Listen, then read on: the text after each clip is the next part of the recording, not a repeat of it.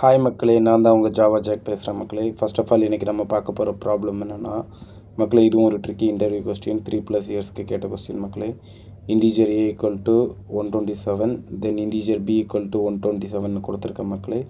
Then again ஒரு SOPLN statement கொடுக்குறேன், a = bன்னு கொடுத்துருக்கேன். ஸோ இது ஒரு பூலியன் வேல்யூ எனக்கு ரிட்டர்ன் பண்ணோம், whether it is true or false. So again 2 integer நான் டிக்ளேர் பண்ணுறேன்.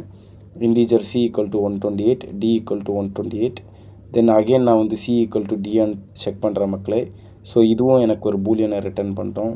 ஸோ மக்களே, இதோட அவுட்புட் ஸ்டேட்மெண்ட்டை நம்ம இப்போ பார்ப்போம். நான் இந்த கோடை ரன் பண்ணுறேன். So first integer integer a and integer b ஈக்குவல்ட்டுக்கு மட்டும் ட்ரூ வந்திருக்கு மக்களே. Then integer c and integer d ஈக்குவல்ட்டுக்கு மக்களே ஃபால்ஸ் வந்திருக்கு. ஸோ அது எதனால் ட்ரூ வந்திருக்கு, எதனால் ஃபால்ஸ் வந்திருக்குன்னா மக்களே, இன்டீஜருக்கு பை டிஃபால்ட்டு ஒரு டெம்பரரி கேட்சே இருக்குது மக்களே.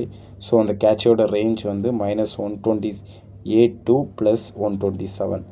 ஸோ -128 to +127 இந்த ரேஞ்சில் நீங்கள் எந்த இன்டீஜர் வேல்யூ அசைன் பண்ணாலும் ஸோ அது வந்து ஜேவிஎம்மில் ஆப்ஜெக்ட் க்ரியேட் பண்ணாது.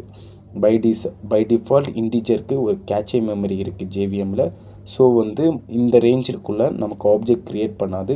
ஸோ பை டிஃபால்ட் ஸ்ட்ரிங் போல் இருக்கிற மாதிரி இன்டீஜர் கேட்சே மெமரி இருக்குது.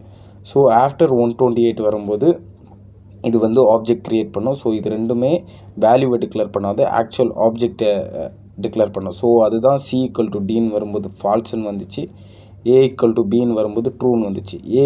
பிகாஸ் a அண்ட் பிக்கு ஆப்ஜெக்ட் க்ரியேட் பண்ணும், அது டேரெக்டாக இன்டீஜர் கேட்சே மெமரியிலேருந்து வேல்யூவை எடுத்துகிட்டு வரும். It's a primitive. இது வந்து ரேப்பர் கிளாஸஸாக கன்வெர்ட் ஆகாது, it's to be a primitive மக்களே.